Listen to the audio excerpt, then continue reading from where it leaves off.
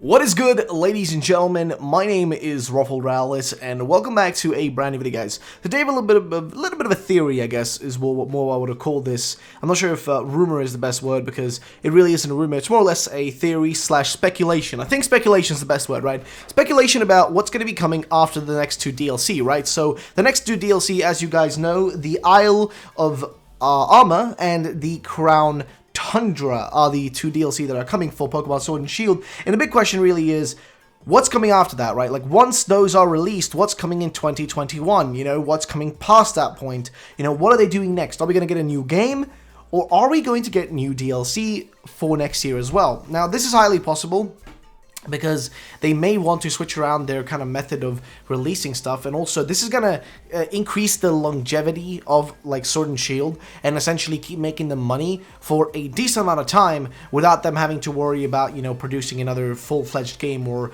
putting out a full-fledged game, which means that they can take their time on Generation 9 as well as the next remake, which is on, you know, in terms of like what's coming next would be Diamond and Pearl remakes, right? So they've got more time to work on that sort of stuff. So the point I'm trying to make, basically, right, is that in terms of what we have in front of us, both are feasible options, right? Either next year we get a new game, let's say Diamond and Pearl remakes, or we get, you know, just another set of DLCs. But the question really is, which is better? And also, is it possible for more DLC to be coming? So let's take a look here at what Andre posted on Twitter. Now, I've had this right here since January the 9th, but I have not covered it because I've been wanting to wait and just see what they do, see how things pan out, see if any more information drops before I actually covered this and got into it. So, ladies and gentlemen, here we are today. We're going to get into this little theory here, more or less this speculation, and see what it says and if it's worthwhile. So let's start with this, and here I go with my crazy theory about DLC. My take is there will be actually at least 2 expansion passes, and what he means by 2 expansion passes is that we're getting 1 expansion pass now, which is Isle of Armor and Crown Tundra. That's 1 expansion pass, but we're gonna get another one potentially. And what does he, you know, assume here? What does he mean by this? Well, if we look at the kind of like visual aid he's made here, what he's kind of showing us is that if you look at like the actual Galar map, if we look at the part right below me here, which is the one from Isle of Armor, that looks like it's kind of in the like eastern part of the Galar region, where there is more like water and more islands and that sort of stuff, whereas the bottom part, you know, the part at the bottom is where the colder parts of the region are, right? The Crown Tundra.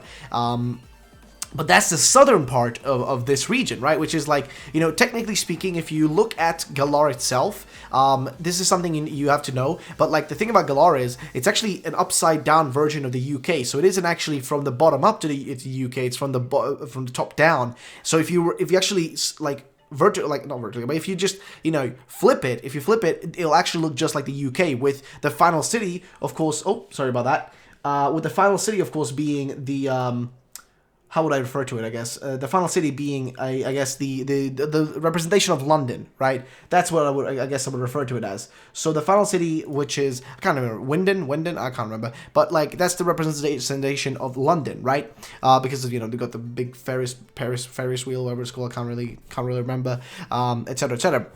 Either way. So that's how we know, like, the way they're looking at this. So by making, like, the part up there, then, like, you know, the bottom part, the Crown Tundra, it makes sense because that would be the more colder-esque area up in, like, Scotland and whatnot, like, at the top of the UK, right? You've got, like, Scotland, and then right next to it, they could do the next expansion. Because if we, again, reverse this the other way around, right, on the bottom, they could do something like a Kalos part, right? Like an expansion into Kalos. That is highly possible. As well as on the other side, they could do something like Ireland, right? Because it could make somewhat sense. And then again, this is upside down turn. So they've got the creative freedom to put what they want wherever they want. Because if we look at this like it is in front of us right now, right? If we don't like have to flip it around, but if we just look at it what's in front of us, right? It makes sense to have something in the north, which could be something more like Scotland, right? Like grasslands and like that sort of stuff. And then on the west, we could have something like a few islands and more islands, right? And like some, I don't know, like something more akin to Ireland, right?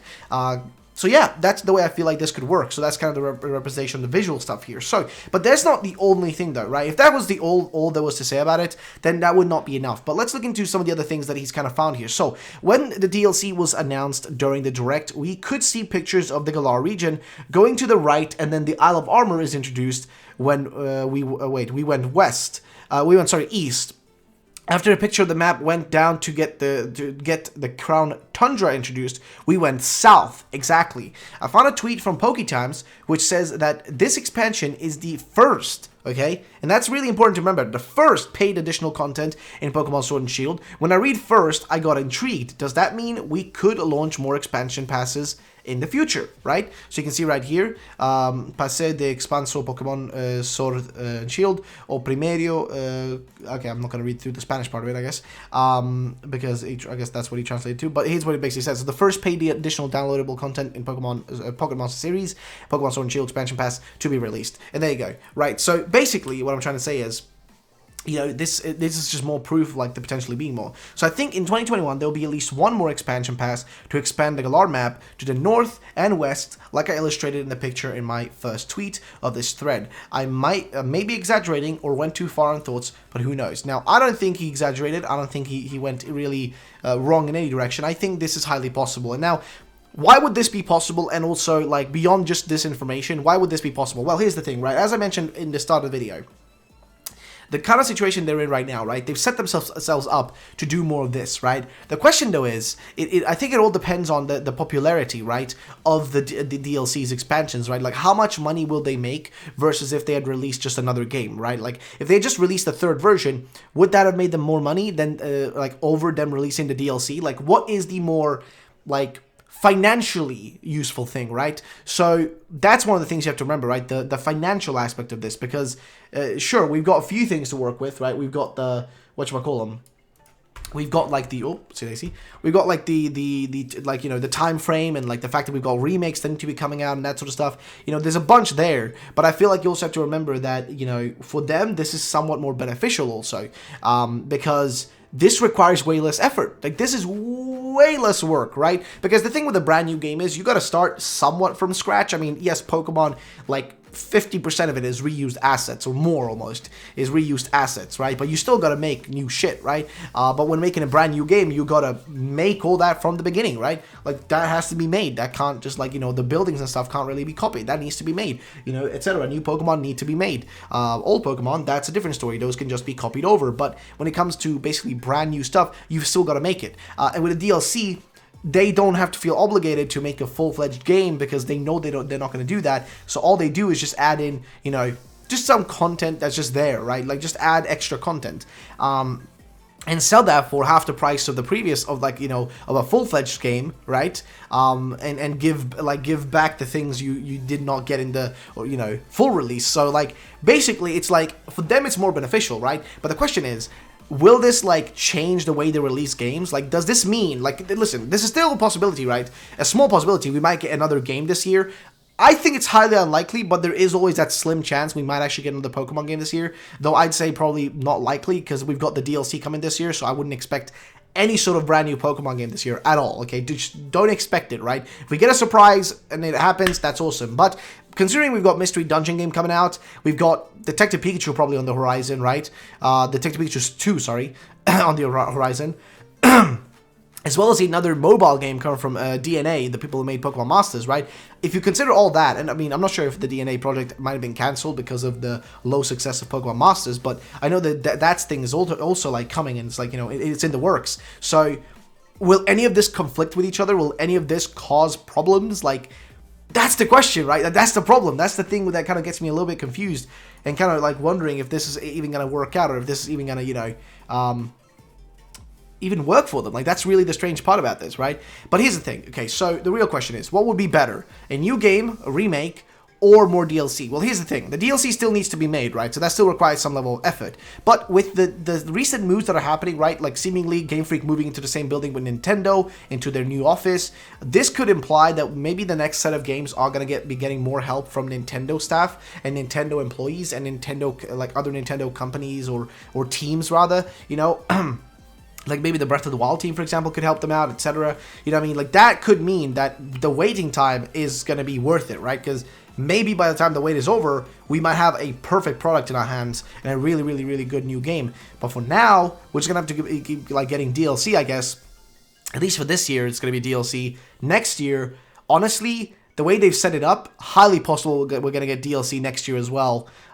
It seems highly possible, honestly. And it would make sense because they gave us, what, like, they gave us back 200 Pokemon in this with this new with these DLCs coming out. They're giving back 200 Pokemon. I know they're not selling them in the packs, but the only way to catch them is in the packs or transferring them through Pokemon Home, which you gotta buy. You know what I mean? So like beyond that, right? Beyond that aspect of things, like they've only like mentioned 200 Pokemon, but that's like half of the half that's missing, right? So 800 total, right? They removed 400 and left us with 400. So now they're giving back another 200, 100 per each expansion here, and then they're doing both, right? Like another like 200 probably for the next DLC next year. So yeah, highly possible, which means we may not see a new Pokemon game for 2 years, which is gonna make my life a little bit miserable. But yeah, I think it's better for the actual franchise. If anything, it's gonna be better for the franchise just to take a bit of time off.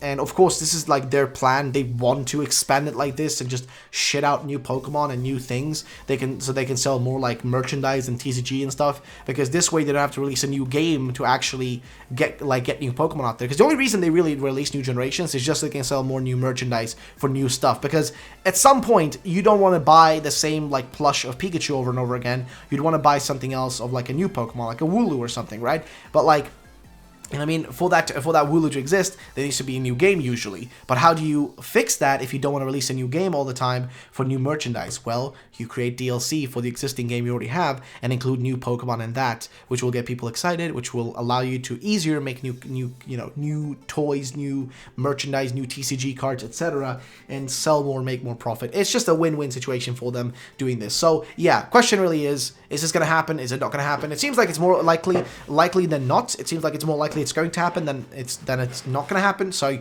yeah, I'd say it's highly possible we're going to see this happen. So yeah, ladies and gentlemen, thanks for watching the video, guys. If you did enjoy, drop a like down below. I'll see you on the next one. Have a great day, and bye bye, ladies and gentlemen.